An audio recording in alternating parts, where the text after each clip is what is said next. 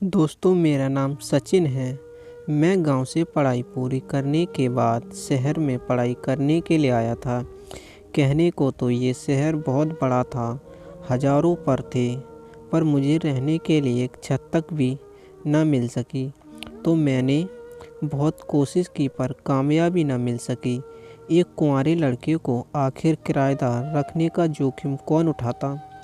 बहुत भटकने के बाद आखिरकार मुझे एक आंटी जी मिली। उनका नाम रेखा था। उनके घर में सिर्फ वह और उनकी बहू मोनिका ही रहती थी। मैडम जी बहुत ही खूबसूरत हैं।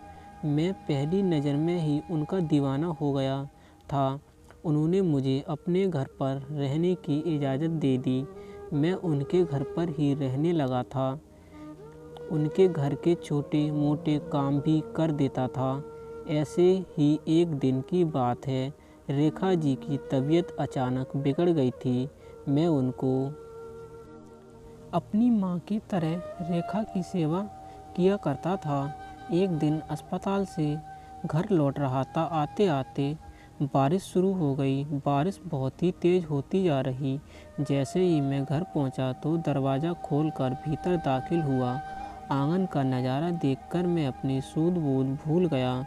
सोनम जी लहंगा और ब्लाउज पहन के बारिश के पानी में नहा रही थी और वह कपड़े में उनका सौंदर्य और भी गजन दिख रहा था। मेरे अंदर बहुत कुछ होने लगा था। यही वजह थी कि मैं देर तक मोनिका जी को निहारता रह गया। मैंने उससे पहले मोनिका जी को नहीं देखा था। इतने करीब से उनको देखकर मेरा खून चाय की तरह उबल रहा था। मुझको सामने देखकर मोनिका जी चौंकते हुए बोली, क्यों, क्या देख रहे हो? मैंने कोई जवाब नहीं दिया। एक अटक में अपनी लाल लाल आँखों से मोनिका जी के सौंदर्य का अमृत पी रहा था। मैंने डरते हुए देखा कि तरफ कदम बढ़ाया शुरू किया। जब मैंने उनके पास पहुंचा तो दौड़ते हुए मैंने उनके हाथ को पकड़ने लगा। फिर मैंने उनके गालों को चूम लिया और वह भी मेरे। मोनिका जी ने कोई विरोध नहीं किया।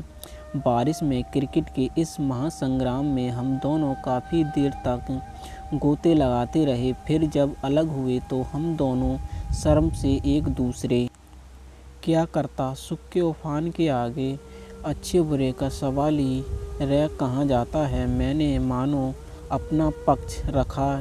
इधर मोनिका जी अभी भी सामान नहीं हो पाई थी।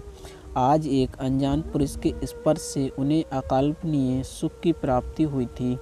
ऐसा आनंद तो उसे आज तक उसका कारोबारी पति भी नहीं दे पाता था। उन्होंने चाय बनाई और टेस में रखकर मुझको देने चली जाई। मैं सोने की तैयारी कर रहा था। मोनिका जी को सामने खड़ा पाकर मैं हड़बड़ाकर और डर गया। वह बोली, लो चाय पी लो। पानी में इतनी देर भीगने के बाद चाय पीना ठीक रहता है। मैंने कुछ भी नहीं कहा। फिर मोनिका जी ने कप आगे बढ़ाते हुए मुस्कुरा कर देखा। सचमुच चाय अच्छी बनी थी। रात के खाने में मोनिका जी ने मेरी पसंद सब्जी बनाई।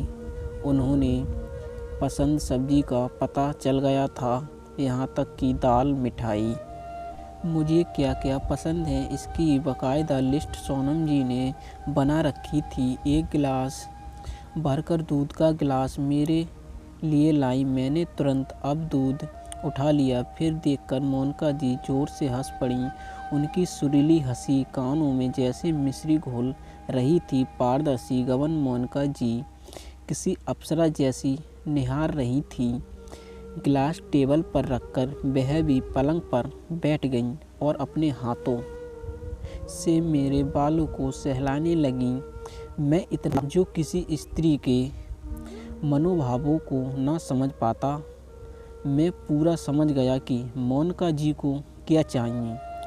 उस रात हम दोनों ने एक साथ एक ही कमरे में, पूरे घर में हम दोनों अकेले ही रहे। अगले दिन रेखा आंटी अस्पताल से स्वस्थ होकर घर लौट आईं। मुझे और मोनिका जी को लगा कि माँ जी के घर लौट आने के बाद हम अब शायद नहीं मिल सकेंगे, पर देश की भाषा जब देश की दूरियों तक लोग जाती है तो फिर यहाँ घर ही घर में रजामंदी के साथ मिलने में क्या मुश्किल। अब तो हालत ये थी कि जब दिल करता मैं मोनिका जी को अपने कमरे में बुला लेता और उनके साथ ज़बरदस्ती चौका लगा लेता। इधर मोनिका जी को भी मेरा साथ अच्छा लगता था। ये मेरे साथ खूब क्रिकेट खेलने का आनंद लेती थी। दोस्तों, अगर आपको कहानी पसंद आई हो तो पति की अनुपस्थिति में कोई स्त्री जो सुख चाहती है